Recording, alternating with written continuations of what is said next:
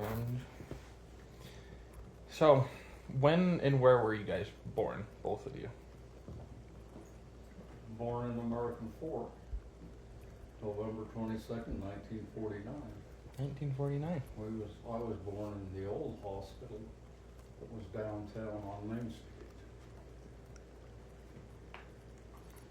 And I was born May 26, 1952, in the newer hospital, which is it's a nursing home now, I guess, isn't it? And yeah. Oh, that's cool. You were born almost right next to each other. Yeah. Same town. Yeah, same town. He lived 2 houses away from my cousin, and that's how we met. What was your guys' houses like growing up? Both older homes. Really old. Yeah. Mine had been a boarding house. And so when my parents bought the place, there was only one window left in the whole house, and that was above the front door. Oh, nice. And some little kid came by the day that they moved in and broke that window out. My dad asked him why he broke it, and says, because all the others were broken. So he had to go through and replace every window in that house. Find, that was back in the day when you cut your own glass and then set it in and putty it. That was a lot of work, a lot of glass. Yeah, I couldn't imagine doing that now. Just go out and buy the window. Huh? Yeah. And somebody else come put it in for you. Yeah. His house was a boarding house, wasn't it? Mm-hmm. And there were how many outside? Well, see, there's 1, 2, 3, 4, 5, 6, 7. 7 outside entries. On one So level? people could get into the rooms from the outside without having to come into the house. Wow. There was only a couple of rooms that didn't have an outside entry, I think. 2 bedrooms and the kitchen that didn't have an outside entry. And my mother lived in one of those rooms. She rented one of those rooms time way back then, before. Mm-hmm.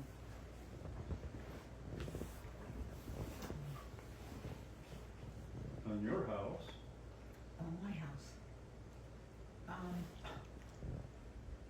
What, do you wanna know that? Just Did Dad build it? Oh, You know? I think he did. It was an adobe house first, and there was Mhm. just 2 rooms. No, I don't think he built it. No, take that back. 2 rooms, and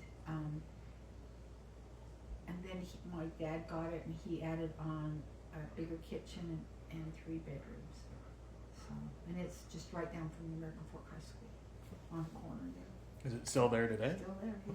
Wow. And the walls are so thick because it was adobe and then they stuccoed it. Anyway, the walls are really thick. We never needed air conditioning, or it just was cool all the time, really warm in there. So it was really nice. Well, that'd be very nice. And mine, somebody just bought it and they're remodeling it. And I'll send you pictures of that. Oh, well, I love those. Thank you. Yeah, I know my dad's house when he was growing up, it got torn down, and now it's just in the street Oh, it's too bad, yeah. there. Did you guys have any chores as you were growing up that you can remember? Yeah. We had chickens and sheep and cow, so I would gather the eggs, and I got fired from that job because the chickens would pick up my hand because I'd lift them up with a stick, Mm-hmm. and they'd pick up my hand and I knocked one and killed it. So I kind of lost that job. So I ended up feeding we had sheep and, cows and stuff like that too. So I lost my chicken job. So. Thought you might. I don't remember having any chores that I had to do, because I was the baby of the family and spoiled. So most of the time was just, if I wanted to go prove that I was a man and and,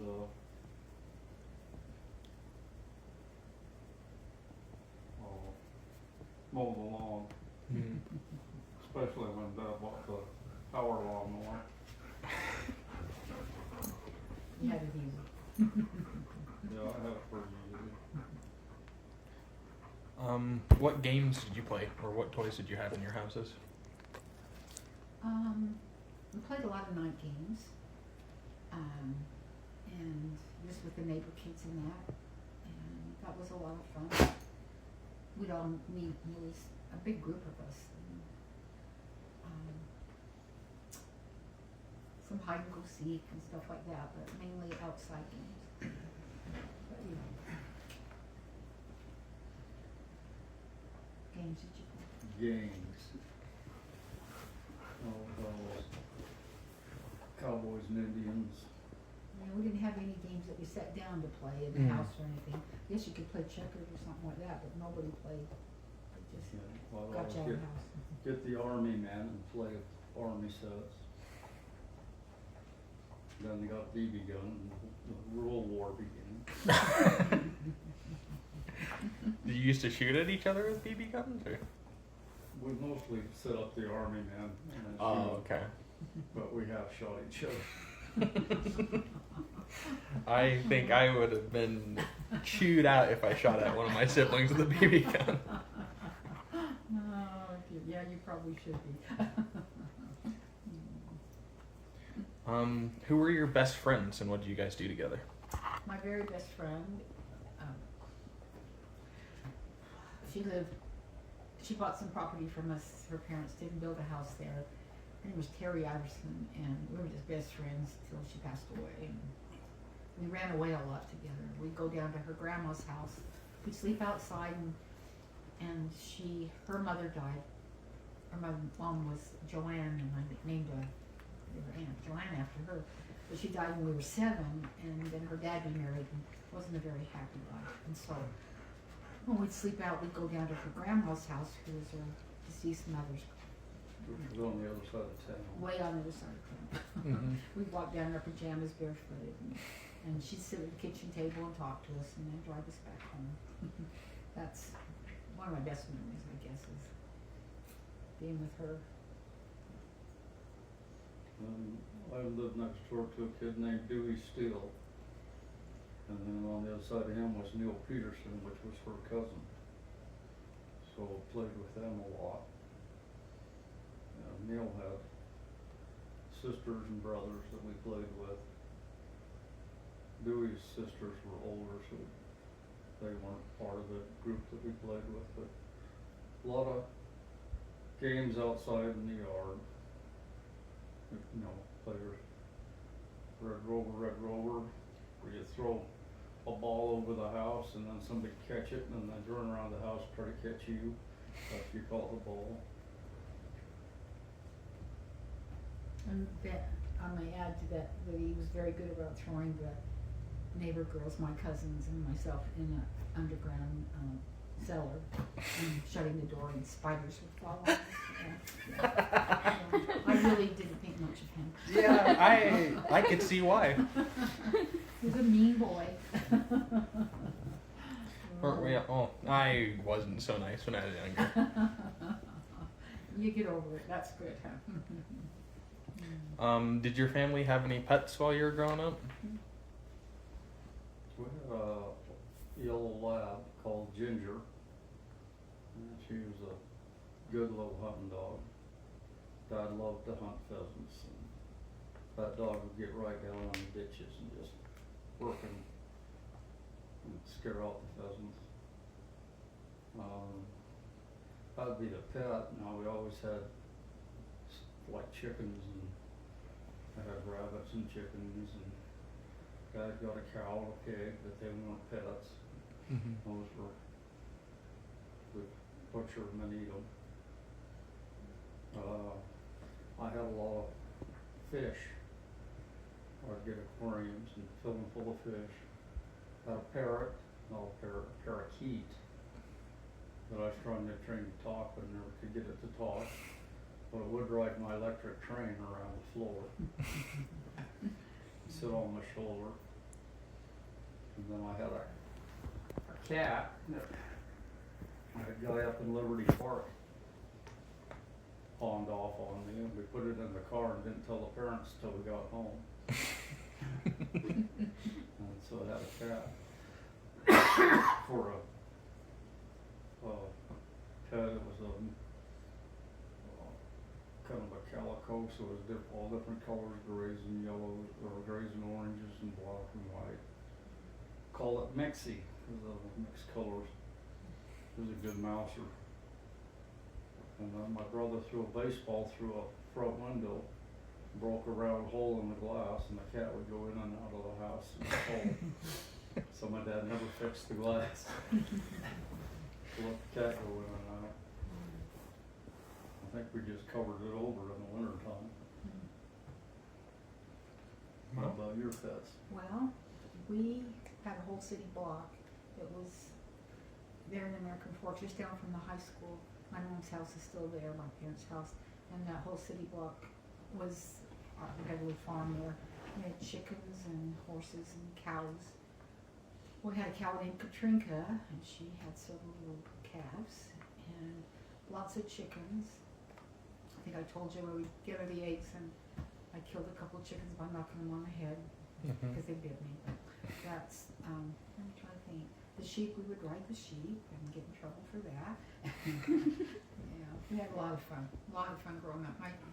We're all just a year apart. My sister, brother, and I are just a year apart, and we got in a lot of trouble. A lot of mischief.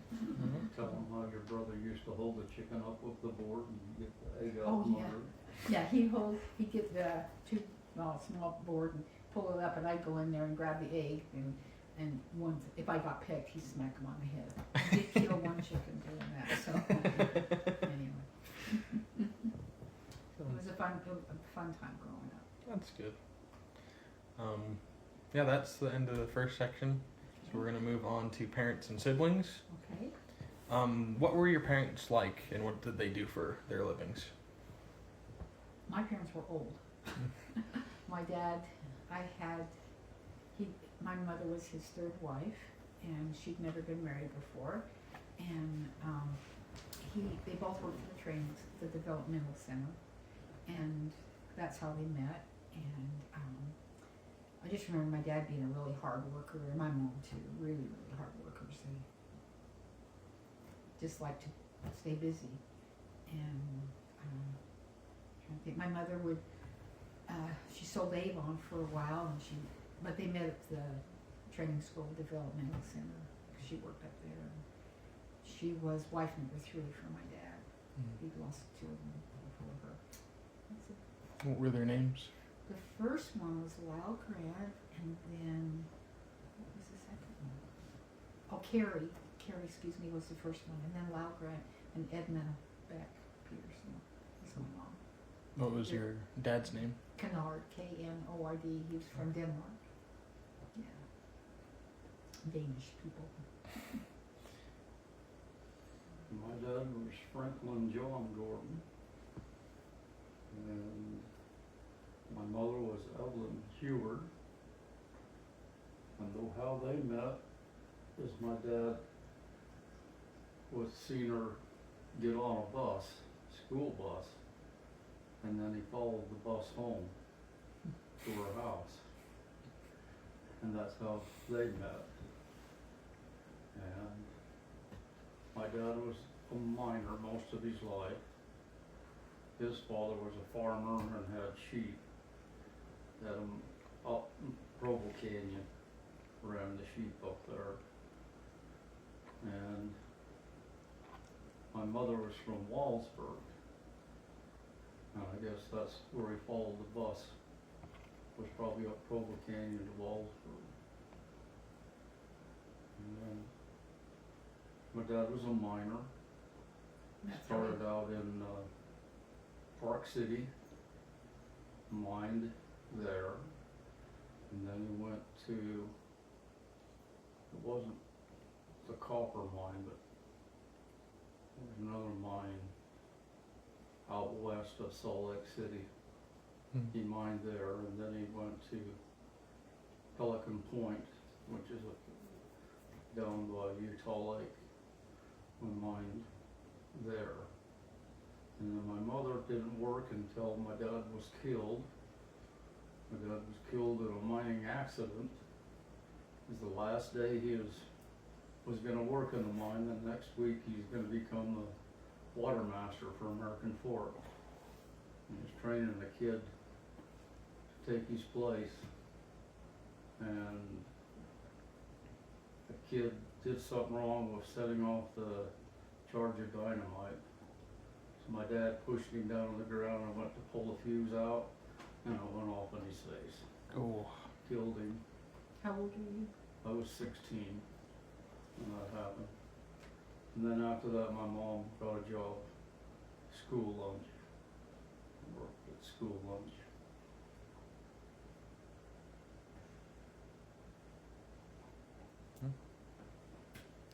All right. Monkey, did you ever meet his dad or?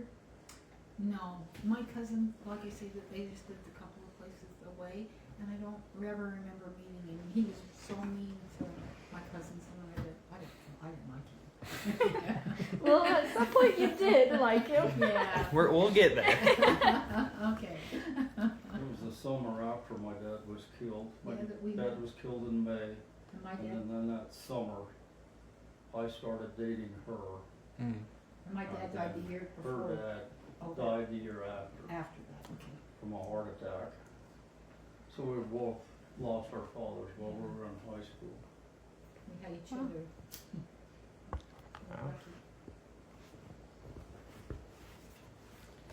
Wow. Do you remember any stories about your parents before you were born? Oh, there's a lot of stories. Better not tell. My How dad- about your dad dressing up, Mike? That's a good one. My dad was a jokester. He loved to play pranks on people. And my brother, my only brother, he was kind of chip off the old block, Mm-hmm. would play pranks.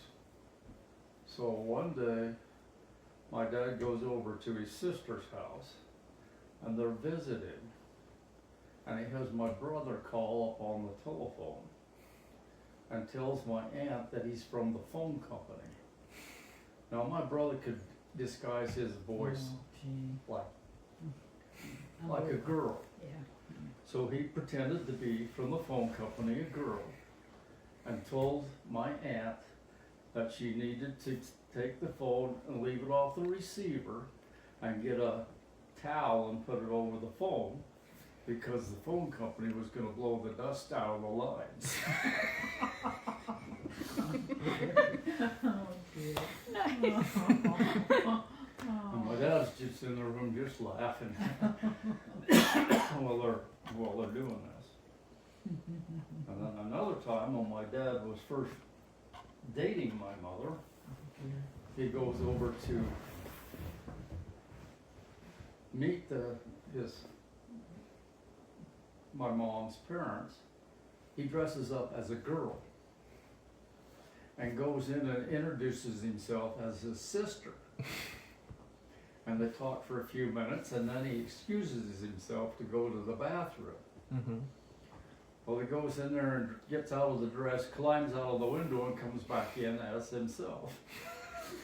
And then they're talking. And it's been quite a little while, and my grandpa, I guess, has to go to the bathroom. And he says, "When is that woman gonna come out?" And then they tell him that it was my dad playing a joke. He sounds like quite the joke. Oh wow. Oh, sorry. No, I don't. I can't top that. All right. How many brothers and sisters did you guys have, and what were they like? My dad was married before, so I have 3 half siblings. Mm-hmm. We share the same father, and then okay, there's 6 of us total. So 3, my sister's a year older, and then me, and then my brother. So 3 half siblings, and 3 then half siblings, but they were old enough to be my parents. okay, and then Oh, you wow. had 2. And then my sister older than me and my brother younger. Okay. So, And then I had 4 sisters and a brother. My oldest sister was 20 years old when I was born. Jeez. And 2 months after I was born, she had a child. So that made me an uncle 2 when months I was old. 2 months old. It's shocking that I might be an uncle And soon. then my second oldest sister caught pneumonia when she was 4 years old and passed away. And then Margie was the next sister. She was 10 years older than me. She's, She moved away to California when I was 5. And she's funny. Oh my gosh. then was Bruce, and he was the jokester. He always pulling pranks on people. And he loved hunting and fishing. So him and my dad did a lot of hunting and fishing together. And then I had a sister Lynn. My brother was 8 years older, my sister Lynn was 6 years older than me. And she was, liked to tease me a lot, and I'd set up my army men or something in the house, she'd come through and kick them all down. So we didn't get along too good. And then I came along and I was spoiled.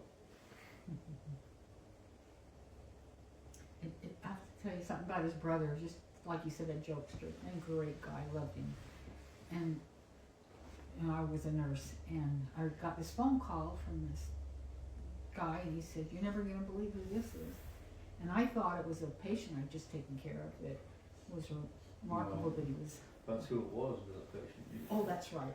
I got it all twisted in my head. So anyway, You think it's my brother. I'm confused. You think it's my brother. Okay, you tell, I can't remember. And he asked, "I bet you don't know who this is." And you say, "I do too, Bruce, and I'll bet you wanna date me." Ask me, yeah. Yeah, I made a little fool of myself. And then she finds out it was a patient she's taking Yeah, care of yeah. in the hospital.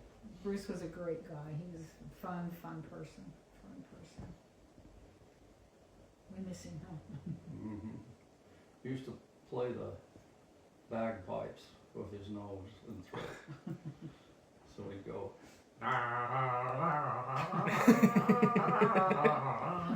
What a nut. Oh. Good guy. Did your family have any traditions for birthdays or holidays? nothing out of the ordinary, just Not me either. All right.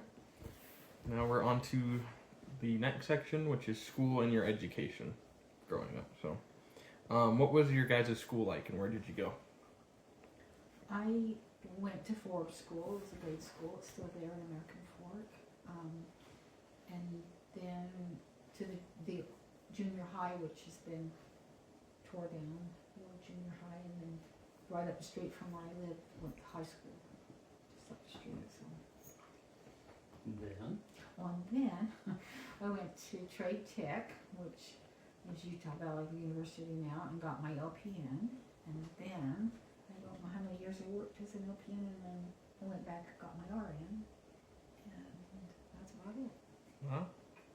You got your RN through Weber State. Weber State. Yeah.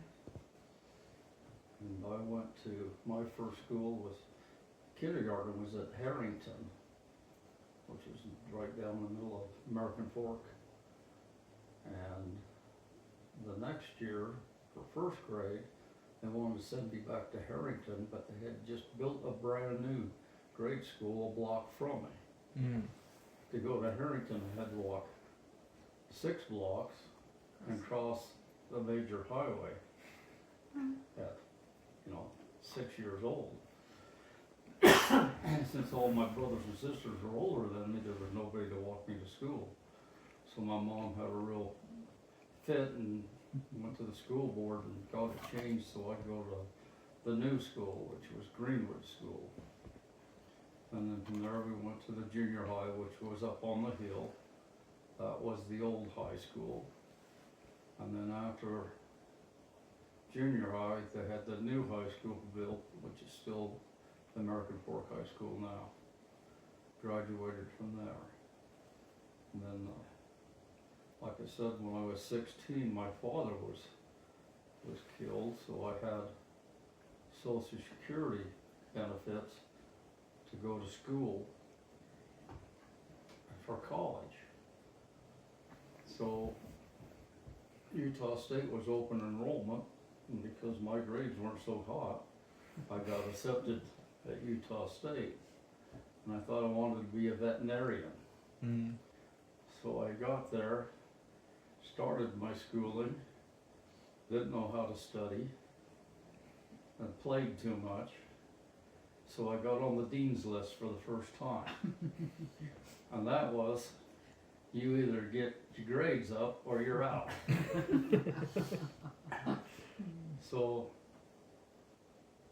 to be a veterinarian, you had to have a lot of science, and you had to have chemistry, you had to have a foreign language, and I didn't do good in those subjects. But at that same time, I had an old Ford car that kept breaking down, so I was always fixing it myself. And while I was there, I found out that Utah State had a program for auto mechanics. It's called Auto and Diesel Technology. So I thought, well, I'll try those classes. Well, I aced the classes. Wow. And still had to take a lot of math and stuff along with that, but the math came easy to me. And so when I got through, I got on the dean's list again. Only this time is because my grades were so high. Ah. And also during this time, the Vietnam War was on. And they had the draft where they put your birth date into a tumbler and they pulled out the birth dates. And the first, 100 dates that they would pull out, you knew that you were going to be drafted. Mm-hmm. Well, they pulled mine out, I was number 9. So I knew I was going to Vietnam if I didn't stay in school. Oh. So that's why I had to stay in school. But I figured once I got out of school, I'd be drafted and go to Vietnam. So I spent my 4 years at Utah State, but because I was in veterinarians for the first year and switched over to the auto diesel the second year, it took me an extra semester to graduate. Mm-hmm. So I graduated the next year, and that is the year that they ended the draft and ended the war in Vietnam. Wow. So I got out of school, I wasn't looking for any work, because I figured, I'm going to Vietnam, why even look for work? And well, they ended the draft, and so I ended up finding a job at Rick Warner. It was a big car dealership up in Salt Lake City. So that's where I went to work. Wow. That is incredibly lucky. Yeah, I'll say. Oh, it is. Jeez. That's the story of my education. How did you get to school each day? Just, if you want to just choose whatever was most interesting, or just. Well, up until junior high, it was walking to school because it was only a block away. Mm-hmm. Junior high was up on the hill, and I rode a bicycle to there. High school, which was a block north of where she lived, and probably 12 blocks for me to go. Probably. Until I was 16 and could drive myself, I was walking to school. So I walked to and from school until 16, and then 16 before my father was killed, he allowed me to buy a motorcycle. And so I bought me a little Yamaha motorcycle, and that's what I could ride to school. And after my dad passed away, my mother gave me the family car, and I drove that. What type of car was it? That was a Ford Galaxy, Mm. probably a 73 Ford Galaxy, something like that. How'd you get to school? Just, I was a block away, I walked. Then I go home for lunch and forget to go back, so I'm surprised I graduated, so.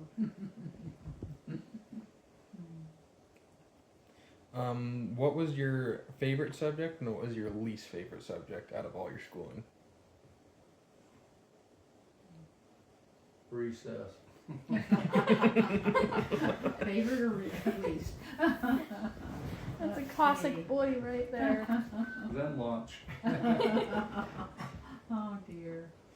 Oh gosh, I don't know. I never was a good student. I didn't know. I could read, but I just didn't like to read. So that's why I had problems studying. Sounds like me. I could visually watch something be done and learn from that rather than to actually read about it, to learn about it. I remember when I was just probably 10 years old, 10 maybe, watching kids play chess, Mm-hmm. and I learned how to play chess just by watching them play. Wow. Fairly good chess player, I think.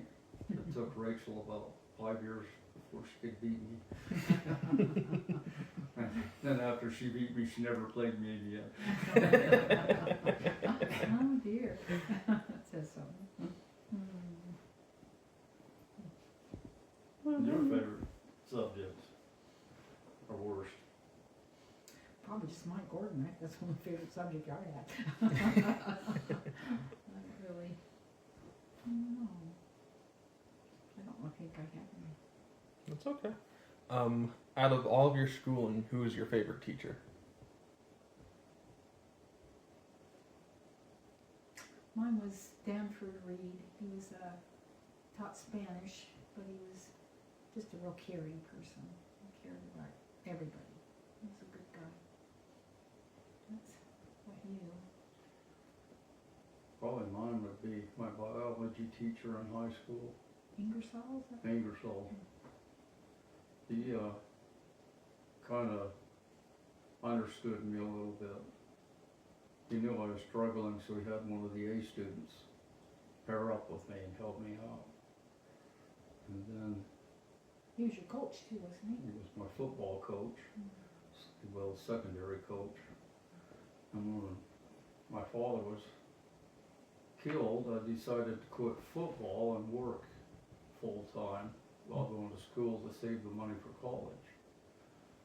And he asked me why I quit the football team, and I told him it's because I needed to work and get the money to go to college. And he was really understanding about that, where the head football coach, he just upset and yelled at me and never asked why.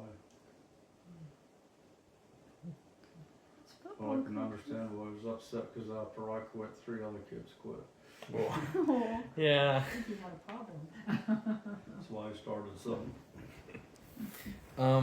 Did you play any sports or join any clubs? I know you played football, but were there any Played others? football, and I wrestled, and then in the springtime you had to have a sport, so they put me on the track team, and they asked me what I wanted to do, and as a kid we used to set up a pole vaulting in the backyard and do a little pole vaulting, so I told them I wanted to pole vault. So I did that, and one day they were having a regional track meet, but at the same time, they were having a state track meet. So all the good pole vaulters went to state, and us average pole vaulters went to the region. Mm-hmm. Well, I took first place at the region because all the good pole vaulters were at state. So I got the letter in track, got the letter in football, got the letter in wrestling, and then I lettered in band because in band I played both trumpet and tuba. And senior year, I went to the all-state band, and because of that, I got a letter for that too. Wow. So lettered in three athletics and one in band. What about you, Mungie? I don't do anything. That's kind of a dud. I mean, it happens. Yeah. Do you have anything else for this part, Mikkel? So we're gonna go to just your general community and like world events that were happening as you were growing up. What was your guys' neighborhoods like while you were growing up?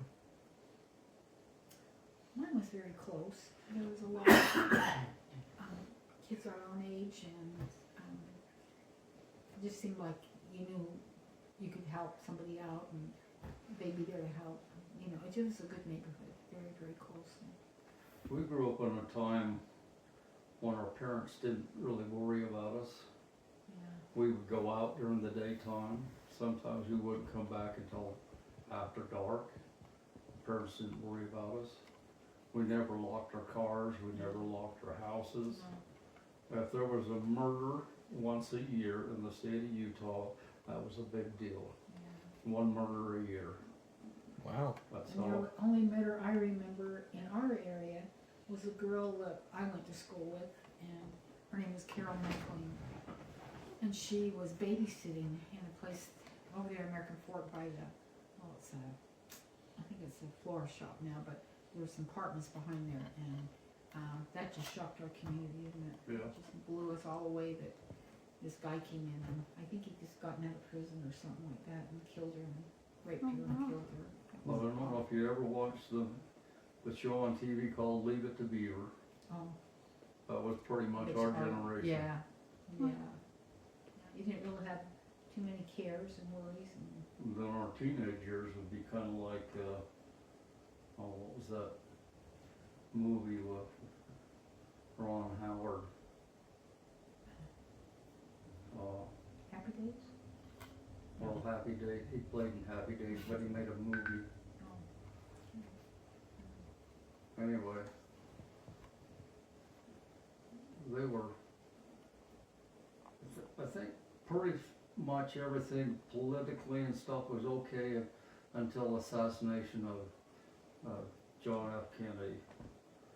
You know, we were both young when John F. Kennedy was assassinated, and that was a big deal. Yeah. And then after that his brother, and then after that Martin Luther King, and so. The Kennedy assassination was on your birthday, right? Yeah, it was. Uh-huh. It was on his birthday. Yeah, I was 13. Oh wow. Going into that, do you remember any of those big events, and like how did you and your families react to them? Like something like JFK, the Vietnam War, or Korea, if you remember that. Yeah, I was pretty young during Korea. I had a friend whose brother went to Korea, but he came home. Vietnam was a lot of protesting at that time, but I don't think I really understood what all the protesting, and because, you know, I thought communism was bad and we should stand up to communism, and it was your duty to go fight for the United States. Didn't really understand what all the protesting was about. But now I understand a little more about all the casualties of the innocent people in wars. especially after you see what's on TV going on now in Ukraine and then in Palestine, Gaza, and all of the suffering from the, you know, innocent people in a war. And just don't understand why they have to fight and have wars.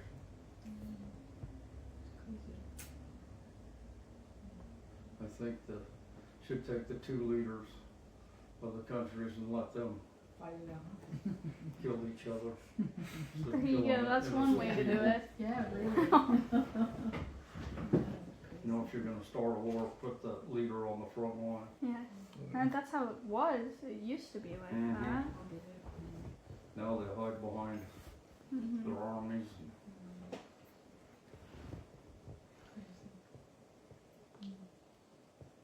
What about you, Mungie?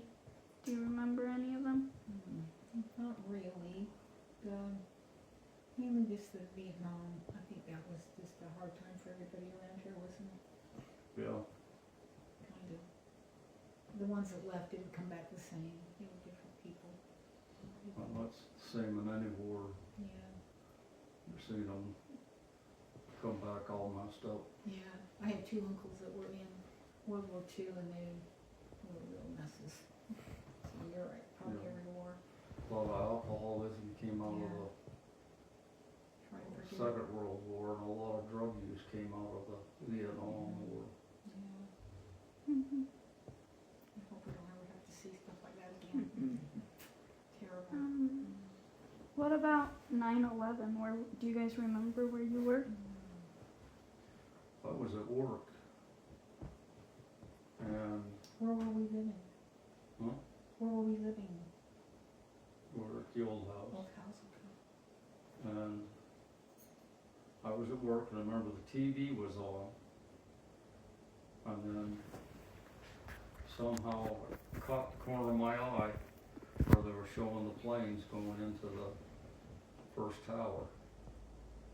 And I don't know how they had TV crews. I think somebody was doing a thing downtown New York, some kind of a story, and they had a camera that showed the first plane going into the tower. And then you're watching this play over and over again, and then all of a sudden, the second plane hits the second tower. And then you hear about the plane that hits the Pentagon, or close to the Pentagon. And then shortly after that, you hear about a fourth plane going down in Pennsylvania. You know, it was just shocking One thing after that all another. these Yeah. going on at this time. Where were you at, Mungie? I think I'd worked the night before and I was probably Probably sleeping. sleeping. So when I got up, I was really confused about what in the heck was. This seemed so unbelievable that anything like that could happen. It was kind of like the assassination of John F. Kennedy. It was caught on camera, and so was 9/11 caught on camera. So you got to review. Before that, you never seen this stuff. You know, this is what happened. Mm-hmm. But now this is what is happening, Yeah. and you're seeing it as it happens. Same with the assassination of Lee Harvey Oswald. Mm-hmm. You know, that was on TV as it happened. As it happened. And before was, this happened hours ago, but this was at the moment. And it seems like things just changed since that time. Yeah. You Because don't now trust. As things are happening, you get the news and report rather than hear about it later. Mm-hmm. So it's changed a lot. Is there any other events either of you can remember? Other events? Yeah, just any significant ones that happened that you can remember during that time. Well, those were the big ones. What else is?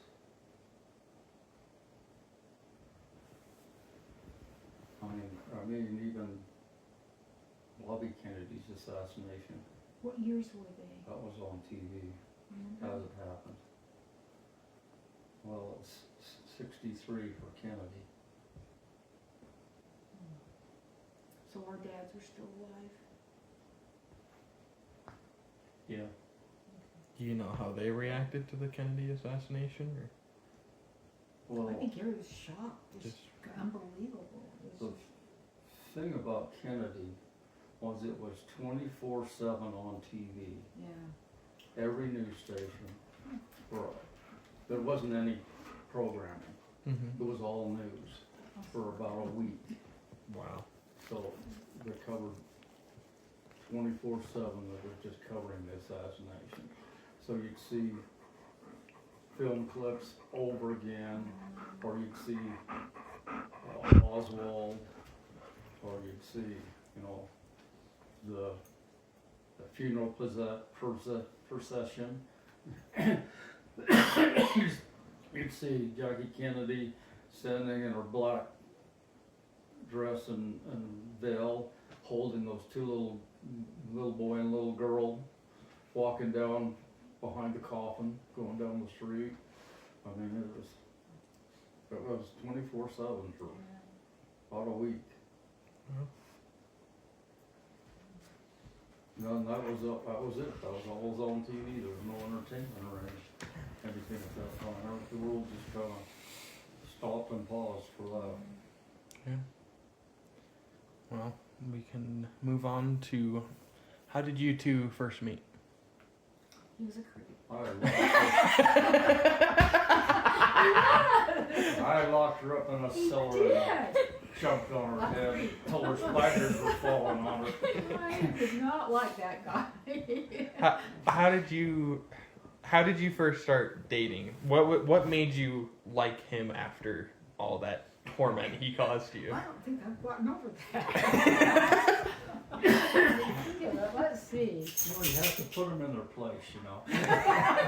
Start things out right. Oh, hell. You're a mess. No, her cousin and I were just hanging out together, and his sister and her The same age. were same age. They were just following us around. Bugging him. So we had to put an end to that. We went not too long ago to his old house because they were remodeling it and everything. We went around the back because I wanted to see if the cellar was still there that I got locked in, and they buried it. So I felt glad to see that. Got filled in. And after that, she would come over to her cousin's house, and I played with a group of kids, and so she would be there playing. That's And I how could we hide met. football. He said I was really good at football, so I think that's why you like me, wasn't it? Because I could play football. Yeah, you play football.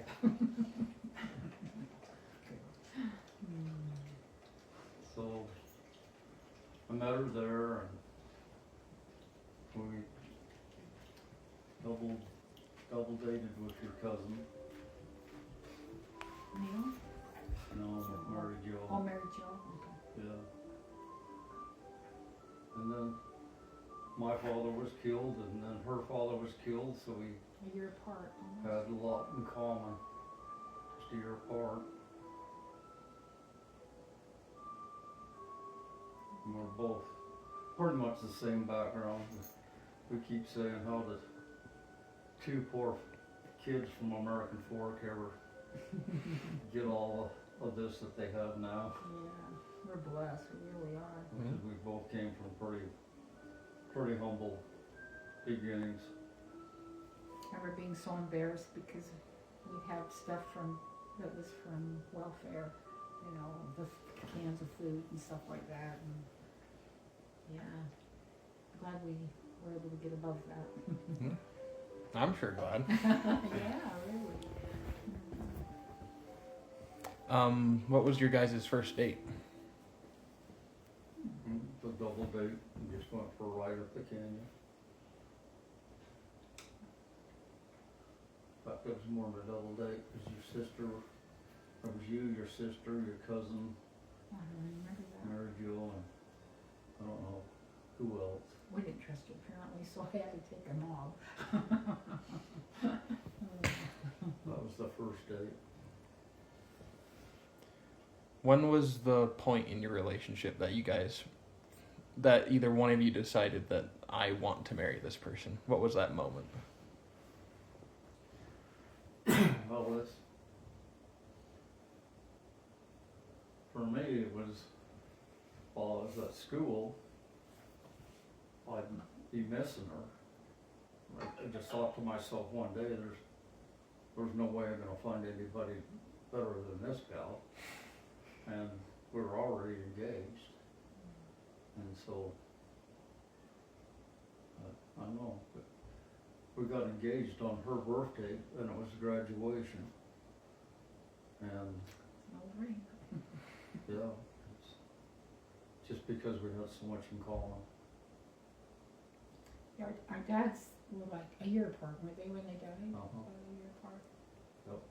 What was that moment for you, Mogi, that you decided you want to marry Pop Pop? It wasn't when I put her in the cellar. No, it wasn't. Probably when we lost our dads, I think I saw the compassion that he showed, not only to me, to my mother, my family, and to see how he treated his mother was, to me, just unbelievable. He was so good to his mother. And I think that tells a lot about the guy. He was a mama's boy? Yeah, he treated her really good. I don't know if you remember her at all. She lived with us here for a while. I don't think I Don't, remember yeah. her. She's, She passed away in '99. Yeah, I wouldn't have known her then. yeah. It was, I think that's how I remember it. Impressed me a lot. Was that. What was your guys' proposal like? Well, it was graduation night and her birthday, Mm-hmm. and I must have been working because it more towards the evening. And I pulled up to her house and she came out, and I had the ring in the jockey box. And I told her to look in there. And she pulls it up and sees the ring, and then she runs into the house. Tell her mom. You didn't And leaves even me out there sitting in the car. Did you even get to ask the I wanted question a before she second ran in? opinion, maybe. Well, I asked her if she'd wait for me, is Yeah. what I asked Where are her. you going? Because I was gonna I had to go to school and Mhm. finish my school, and she had a year left of high school, plus after that she wanted to go to nursing school. So we knew it was gonna be a few years before we got married. So I just asked her to wait for me, I had no idea what that meant. because we knew we weren't gonna get married soon.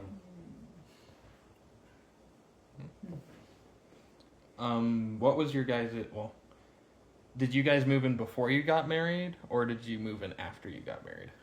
Moved in. Moved in. Like into a house together? Oh, Did we live together before we got married? Is that Yeah. right? when we got Okay. married, I was still in school. So we went to Logan and rented a basement in a little house right across the street from the temple. So we were in an apartment till I finished school, which I had a year and a semester left to do. And then after that, she was working at the hospital while I was in that last year of school at Logan. And then when we were gonna graduate, I didn't know what was gonna happen with Vietnam. So she got a transfer to Provo for nursing.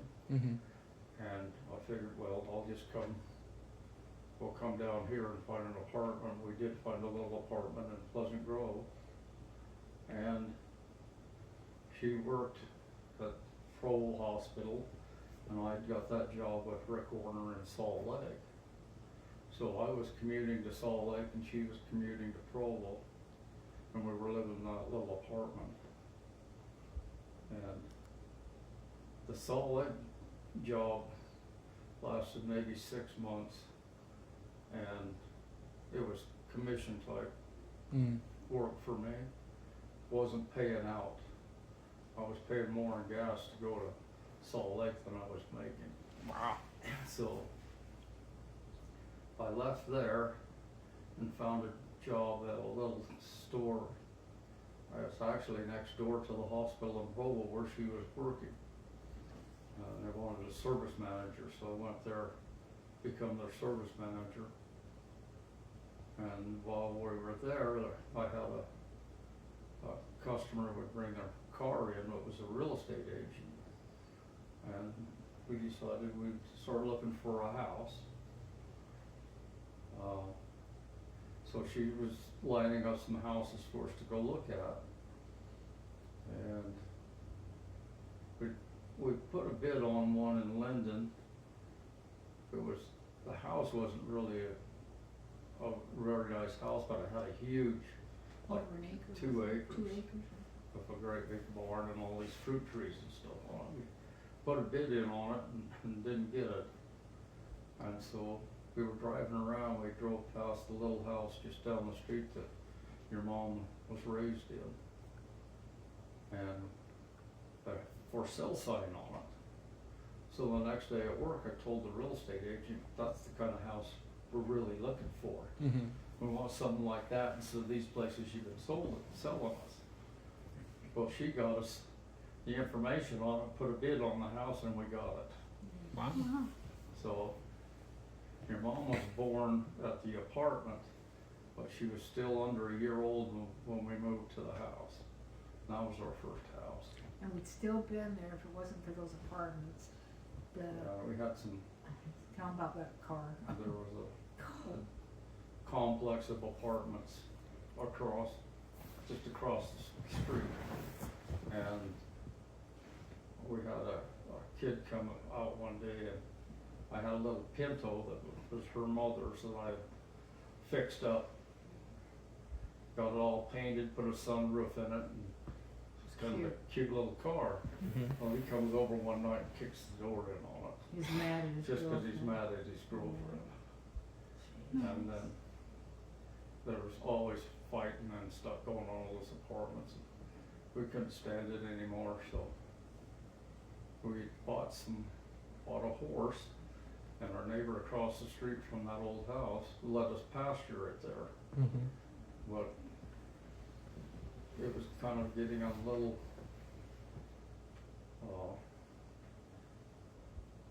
hard on her for us to have this horse in the pasture.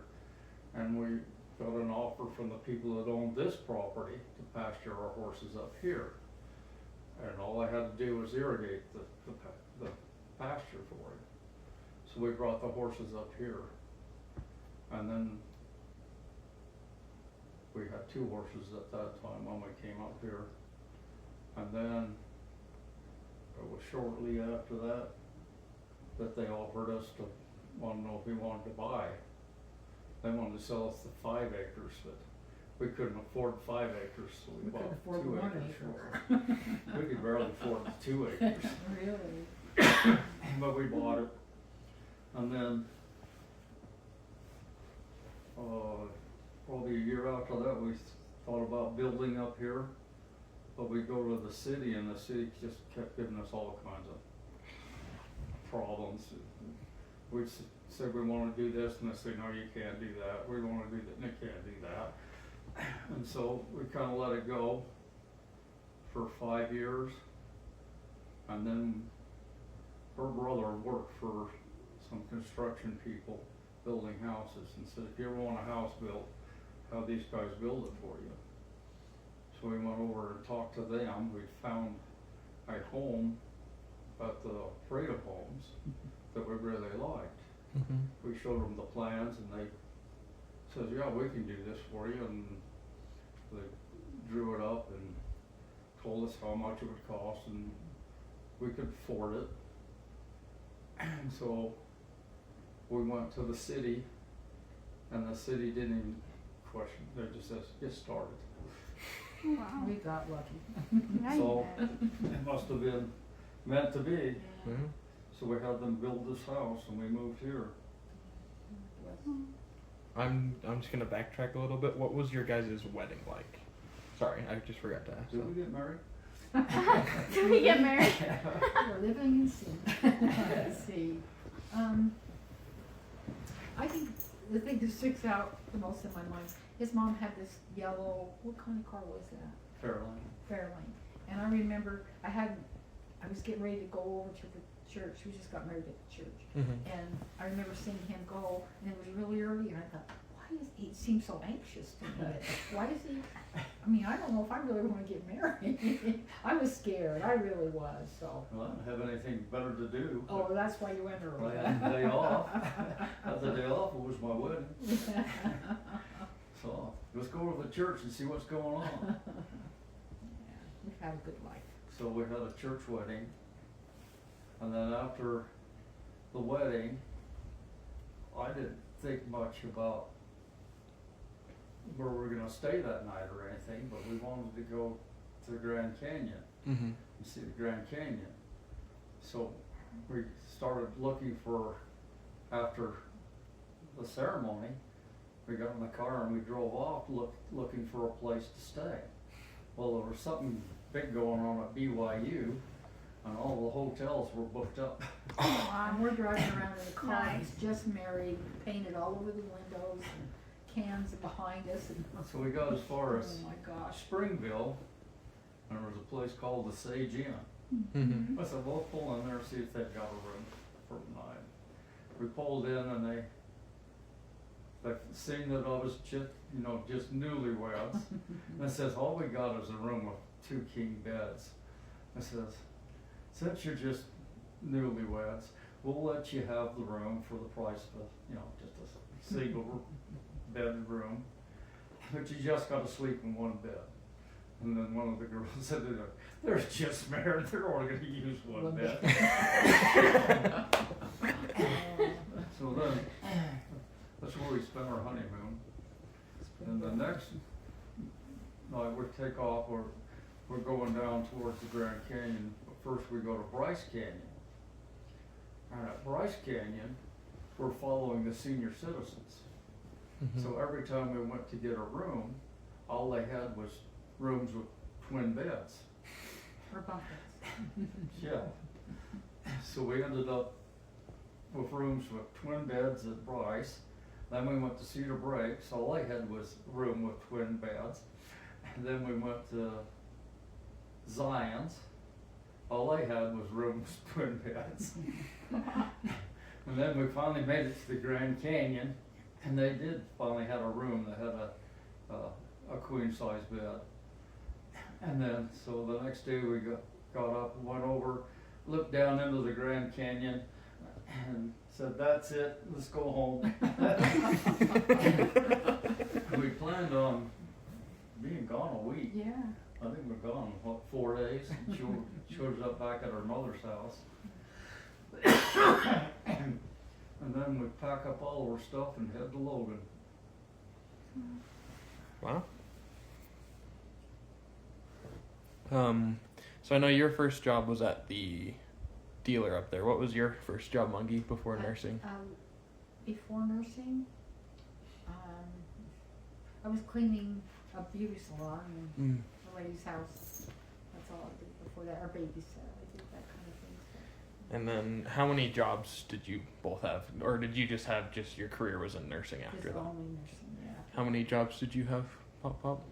Well, I started out working the summers in like the beet fields, Mm-hmm. hoeing beets, picking cherries, that kind of stuff. But when I was 12, they built a drive-in, but it's called the High Spot, Oh, that's fine. just a block from my house, Mm-hmm. right up on the main highway. And I got a job there as their lot boy at 12. So I go every day, twice a day, every day, clean up the parking lot and take the trash out. Worked that for about a year, and then they make me a fry cook. And then from fry cook, I ended up managing the store. And then when I was in high school, And then when I'd go to school in the summertime, I'd move back to my parents. I was in Lehigh, and I worked the summers as what they call a traveling manager. Mm-hmm. So when the manager of this store would have a day off, I'd go run his store. The next day I'd go to another store, well, that manager had the day off and run his store. And I did that for about 3 summers for the high spot. And then after I graduated, I got the job at Rick Warner in Salt Lake. That lasted 6 months. And then I got the job in Provo. It's called University Lincoln Mercury. Mm-hmm. Had that job for 15 years. And then the owner got caught cheating on his taxes, and so he had to sell the business, but he sold it to Rick Warner, who I'd worked for from before. And I didn't know, as a manager, first I was a service manager, and then one day the parts manager wanted to take a vacation, so they put me into parts. And I managed the parts for a week, and when the parts manager came back, they fired him and made me the parts manager. Oh. Nice. So I worked that for 15 years until he got in trouble, tax-wise. Sold it to Rick Warner, and I thought, well, I don't really want to go look for another job. Maybe I'll just see if I can make it as a manager for this big corporation. Mm-hmm. So they kept me on as the manager, and I did fine. But every 2 years, they would sell, and I'd get new owners. So every 2 years, I'd wonder whether I'd have a job or not, or if they'd bring somebody else in to manage. But they always kept me. And then one time, they moved me to a store in Orem that combined the Ford with Nissan. And so I went up there, but the service manager and I did not get along. Mm. So I got an offer to go to Tooele, and they were paying more money. And so I went out and worked at Tooele, probably, 10 years? Probably. But while I was out there, the owners would change. So for the next 15 years, every 2 years, I get new owners. And I'd be working either out to Tooele or back to Orem, or back out to Tooele, or came back to Orem again. Family ended up working for Brett Brown, and he was a crook. He was terrible to work for because he was just a terrible individual. Mm.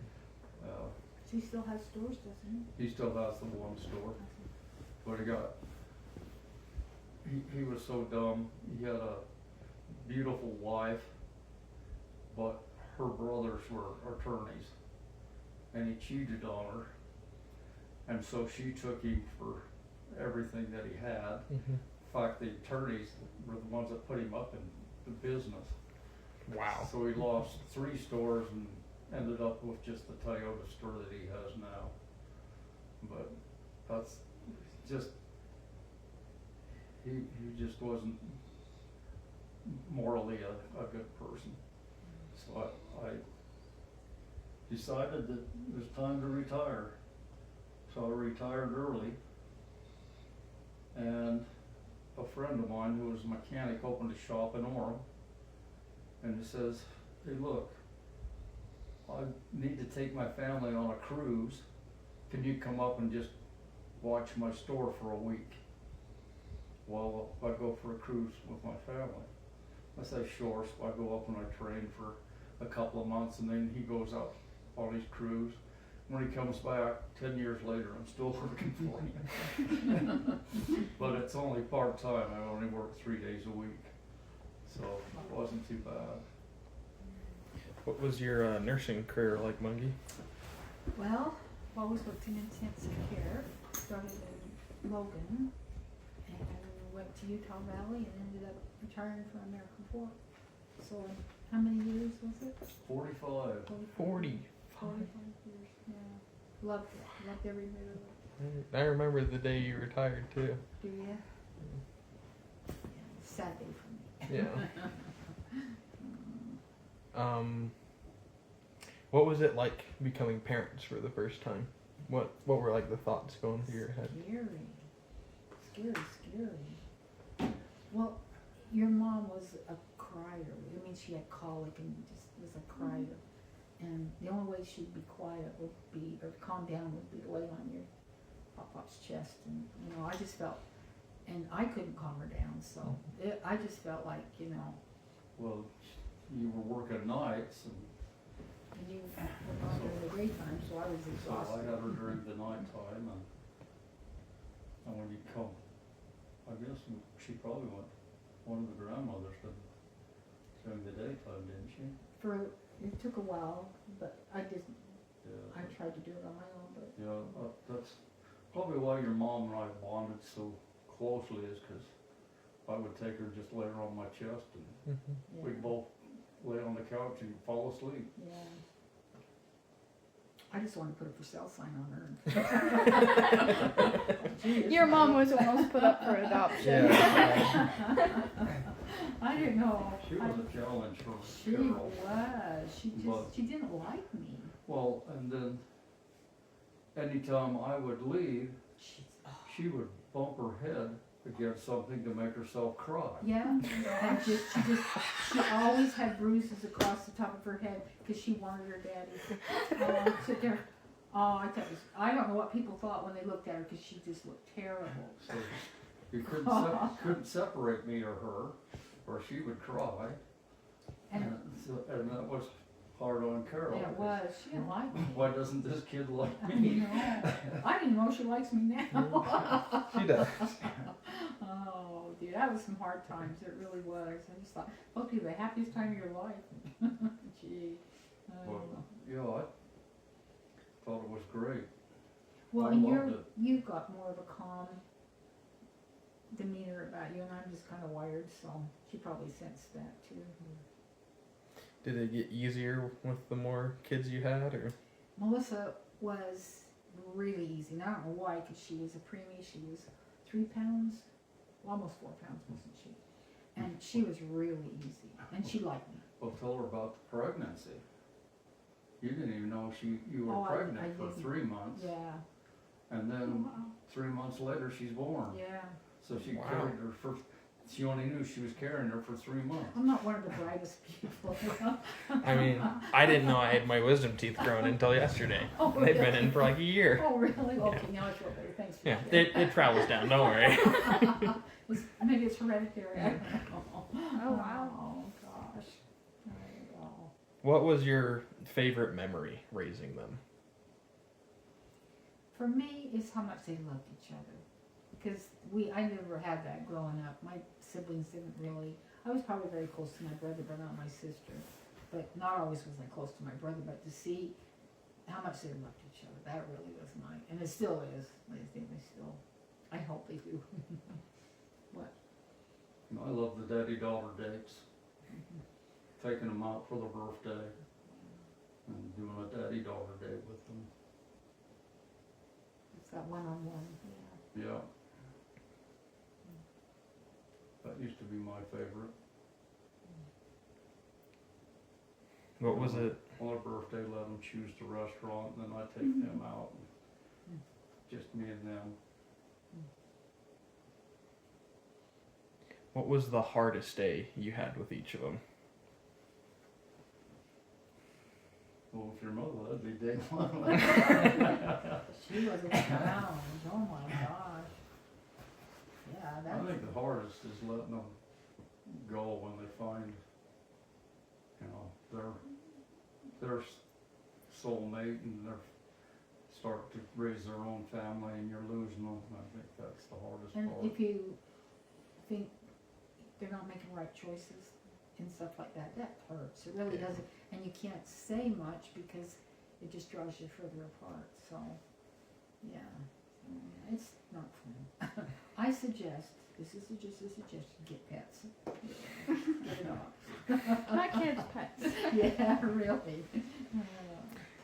Okay, I have had this question for about a month now.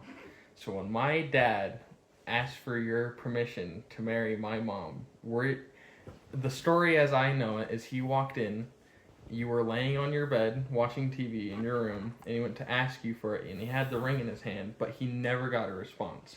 So were you asleep or were you awake when that happened? That's all I want to know.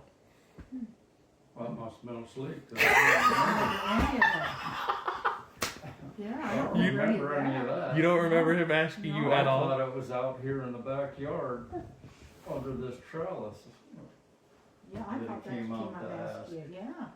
Apparently he was asleep. Yeah, I guess so. Well, I don't remember coming to the bedroom laying down. I thought it was out in the backyard, and he came up behind me when I was doing some work out there.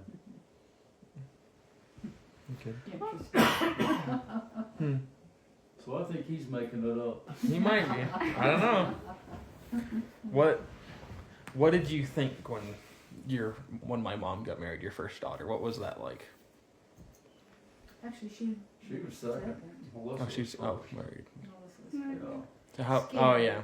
How was that? scared. I felt scared for every one of them. As much as I cared about whoever it was, I still was scared. It just, I don't know why. Well,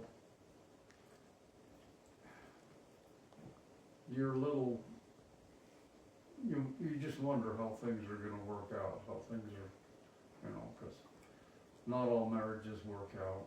Mm-hmm. You don't know these young men that come to ask for your daughters. I think they're probably on their best behavior when they're around you. Yeah. So you only see that side of them too. But you gotta trust them. I mean, you gotta let them go do their thing. You can't keep them under your wings forever. Like my uncle, I'll just never forget, I've shared this with you, I'm sure, when I got married, and he said to me, remember, if this doesn't work out, you're the jackass that married him. That rings in my head. He also told her to run. Yeah, he did. We If got I was married. you, I'd run. Yeah, I got married in the church. And he walked me down the aisle and he run. I'd run if I were you. Just That's one way to scare you it away. was. And he had a terrible marriage. That's So I figured he knew what he was talking about. so. As my grandmother got married, her mother told her, "From this day forward, you're dead to me." She did not like my grandfather at all. Oh my word! Did it stick? She did It got better, Did it get better? Oh. but she was she's very set in her ways as a woman. She wasn't easy to convince otherwise. Wow. Like my grandfather my dad told me that he just had to sit her down. It's like, hey, I'm the guy. Either you stop coming over and visiting your daughter, or you start liking me. And then after that, it got better. But That's good. she did not like my Wow. grandfather at all. Holy cow. That would be, yeah. Jeez. I don't know. It's a hard thing. You'll know something. You No know? one's good enough for your child. Oh, gee. Is there anything else you want to share about them growing up? Because I can't think of another question right now. Do you have any? I just Remember a lot of softball, a lot of basketball. I remember thinking how great it was that they got along so well when we lived down at their house, and then our neighbor next door says, when you leave, they're screaming and yelling, I think they're gonna kill each other, and I'm thinking, what, my little girls are, yeah, I think they were good when I was home, should've been home more. I think they're still close now, though. We wouldn't allow that if we were there. Yeah, we wouldn't have, no. What recipes do you guys remember making for them, or that your family's made for you while you were growing up? Like any just ones that you'd make all the time, or? I got two. her mother could make me liver and onions and parsnips. Favorite? I love the liver and onions and parsnips that her mother. That's why he married me. That's the only reason. The only reason. My mother would make what we call Chinese casserole, Yeah, that was good. which was Chinese noodles with mushroom soup, onions and celery, and I'd bake it with potato chips on top. That sounds good. It was good. But I still make the liver and onions. Nobody will eat them with me, so. I've never tried it. Just the thought.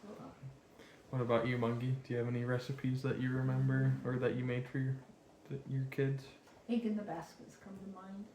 And that's just where I take a piece of bread and cut a hole in it and put the egg in it and fried it. Or butter the bread, I guess, and then they fried it and put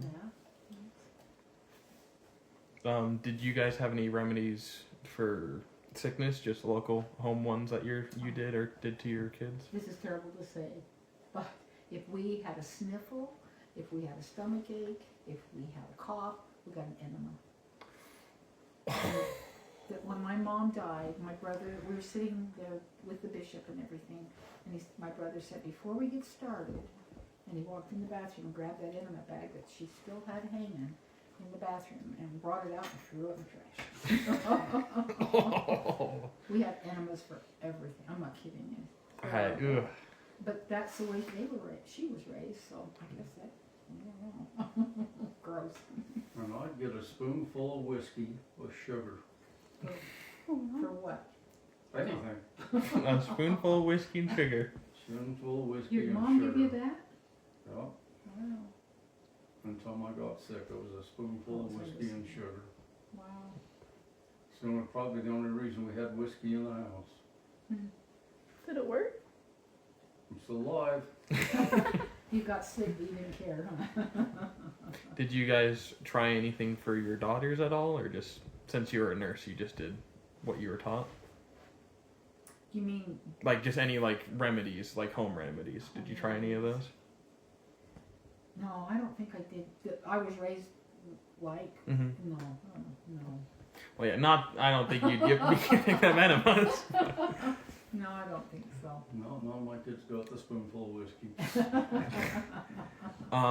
Who were your favorite music artists growing up, and what was the music you guys liked to play in your house while you were living together and with kids?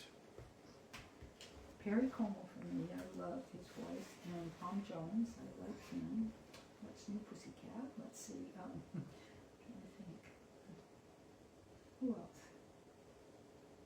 Those are the two I come to mind. Carpenters. Oh, the Carpenters, yeah. We Oh, yeah. got married.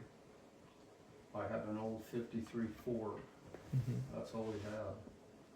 And it was pretty rough shape. So my mother went down and bought us a new Ford truck.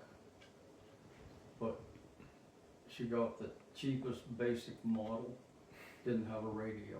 Mm-hmm. We were poor because we were going to school. So I bought an 8-track and one tape, the Carpenters. And we listened to the Carpenters Going to on Logan. that 8-track tape, going the 2-hour drive from here to Logan and then Over and over. coming back. Wow. So, a lot of Carpenters. Yeah. Well, my taste in music has changed over the years. It was rock and roll as a teenager, more country as an adult, and now I'll listen to a combination of a lot of different things. Do you remember any of your favorite artists growing up? Or? Willie Nelson, Jim Croce,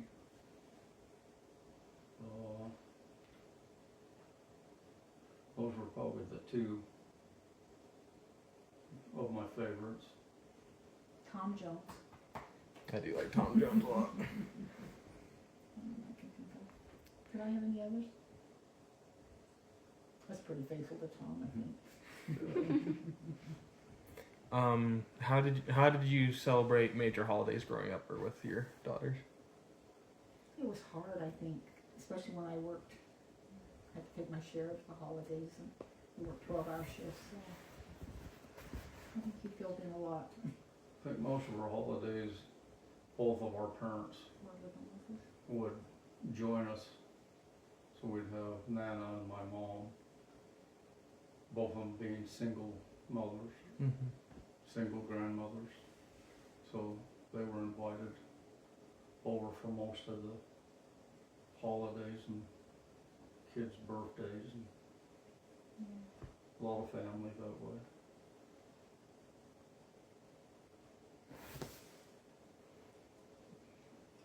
I can't think of anything else for this part. What's the funniest thing you remember from raising your daughters? Just the funniest thing any of them ever did. I think the day that Melissa crawled into the toy box and threw all the toys out of the toy box onto the floor, and then she could crawl back out. Stuck in it, yeah. Going into that room and seeing her in that toy box it was kind of funny. But probably my favorite is when we took the girls to Yellowstone and Amy was following me. And we'd walked over to the river at Mammoth. Was it Mammoth? Yeah, I think it was Mammoth. Along the river there, we had a campground. And across the river, there was a herd of elk. Mm-hmm. But it was upstream. Well, those elk started getting into the water and the stream was carrying them down. And they came out right where Amy and I was standing. Mm-hmm.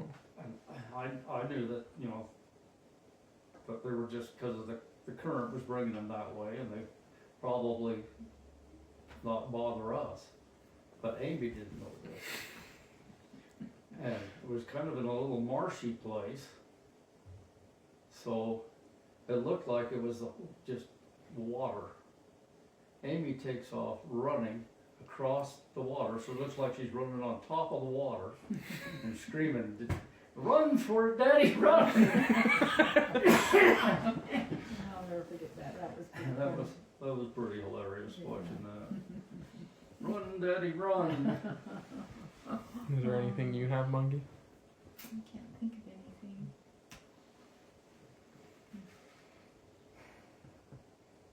They probably just remember me sleeping. Yeah. You probably understand that, huh? Working parents. Yeah. It's one of my mom's favorite activities after she gets home. Yeah, Mhm. try and get a little sleep. What was your, it's kind of the same question, but Joanne wanted to know this. What was your favorite funniest memory from your childhood that you can remember? We used to make my dad, he could walk on his hands. Mm-hmm. So we'd get him out on the lawn and he'd get up on his hands and start walking across the lawn. Well, what he didn't know was we were waiting for the change to fall out of his pocket. So when he get done, we could go over in the grass and get all of his money out of the grass. And then he used to act like a monkey. Oh, geez. He would throw his arms out and kind of bend over and curl up his lip and then start making monkey sounds. And he loved watermelon. Oh, yeah. So we'd eat the watermelon and he had a pretty good sized belly. He'd always pat his belly after he'd eat his watermelon. Your turn. I can't think of anything.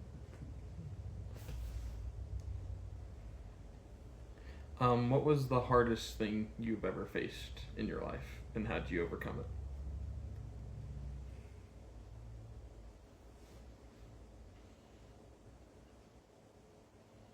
Do you think of anything for me yet? I don't know. Have we not had one yet? Sure, I'm I sure don't we have. think we've had a major one. Anything major. Our, probably, for both of us, would be the deaths of our fathers at a young age. Yeah. Losing our dads at such a young age. Yeah, it probably would be. It was just time. That's how we overcome it. Just But yeah, that's, Still remembers a lot about it. Do you still remember a lot about it? about what? When your dad died and stuff like that? Oh, I remember picking, my brother and I picking my dad's cold body. He was just cold. Picking him, putting him on the bed. Mine was my dad went to work and didn't come home. Yeah. Instead, his boss and a sheriff showed up at the door to tell my mom.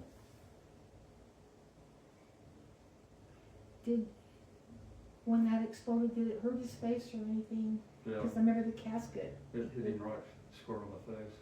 Did he look like him? Because I'd never met him until I went to They the put his village. face back together. They did. Did it look like him when Yeah, they did? but you could tell that they had done work on it. I mean, it didn't blow any tissue away. It was just the rock embedded into him. And I think what a heroic thing to think about, that he saved a man's life. Yeah. That to me is really amazing.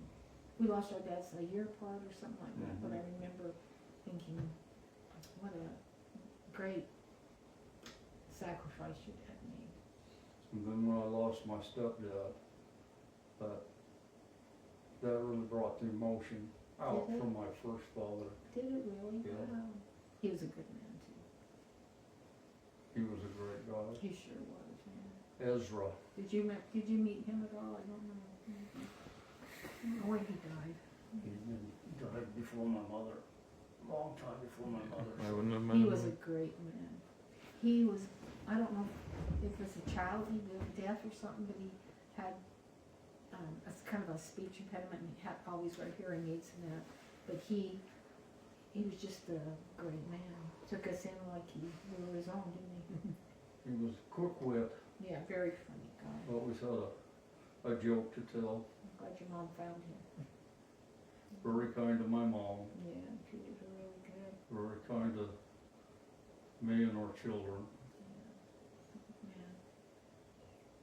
And you don't know that, you know, you think, okay, I hope this works out. And it turned out really good. If there was one day in your life you could relive, what would it be? Relive a day? Mm-hmm.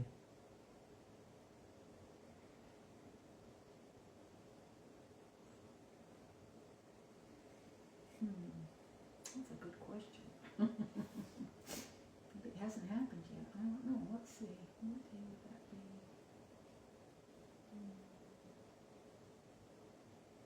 About every day. Yeah.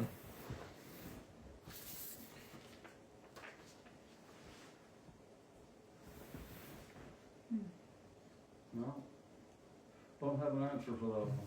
That's totally okay. What advice would you give to your younger self and your daughters now that you've reached this age?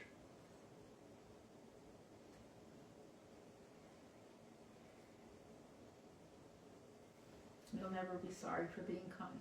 That's the advice I give them.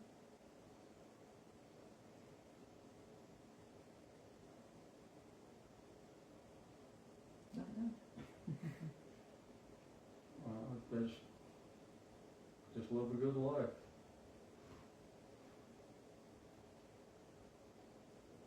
Live a good life and be kind to people. Yeah.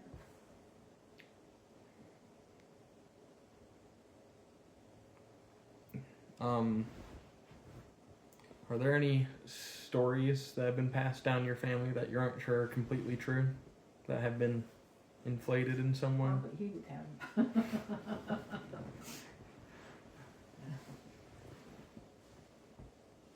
Not true? Mm-hmm. They're probably all true. Probably all aren't true. No, they're probably all true. Oh, okay. I think.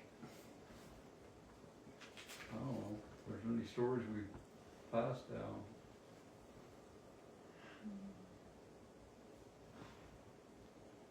I don't know any. No, I don't think we had any horse thieves or anything in the family. So. No outlaws. Do you know where our family comes from originally? Either of you? Mhm. England and To Denmark. Denmark. My mother's from Denmark, my father's from Scotland. Scotland. We're almost done. A couple more questions I got. Did anyone in your guys' family have an unusual job or talent? Talent? Your brother Bruce. Brother Bruce can do a disguising his voice. Mm-hmm. My mother was a fairly good painter, Yeah. an excellent cook. Your mom's a good cook. Happened to me. You wouldn't eat it. I loved it. Yeah. Liver and onions, yeah, I'm sure. Let's see.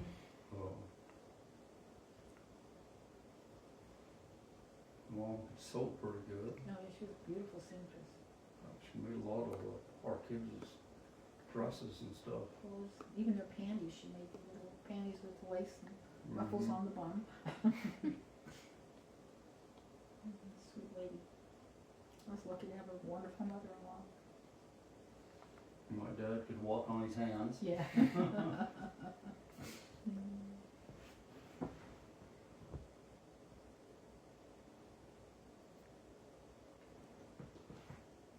I can't think of anything. Your dad was a hard worker. Yeah, he really worked hard. Our yard was beautiful. Always saying you could never find a weed on this place. Yeah. So that makes her so mad when she finds weeds on our place. Yeah, our yard was always beautiful. Kept it up nice. He did that to get away from my mom.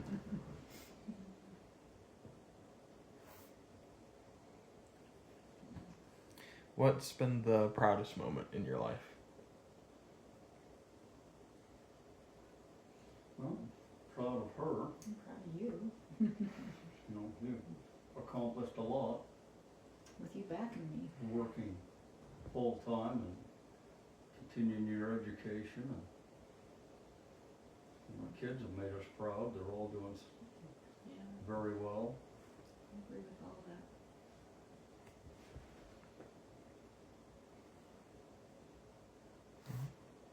Got just two last ones. What do you want future generations and your great grandchildren to know about our family?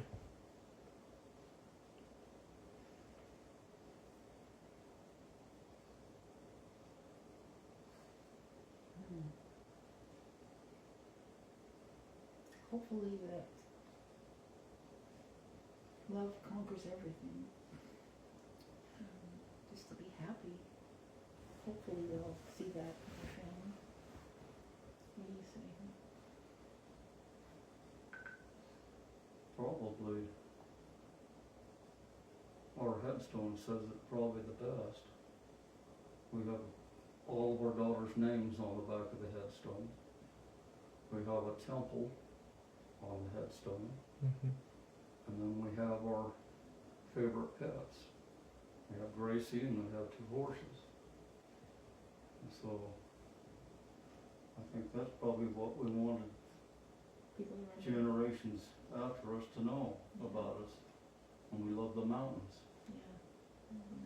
And then on the front, we have our hands across each other, holding our hands, that we loved each other. So, when we designed our headstone, I think that's what we wanted future generations to know and remember about us. It's freaked people out though, it goes up to the cemetery and sees our headstone there. My cousin called me, oh my gosh, it scared me to death, didn't know. And then our other cousin called and wants to know who's dead. I've just got one more question.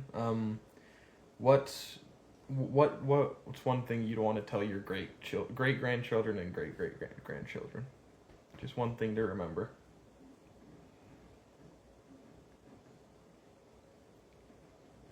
That life is short and be kind.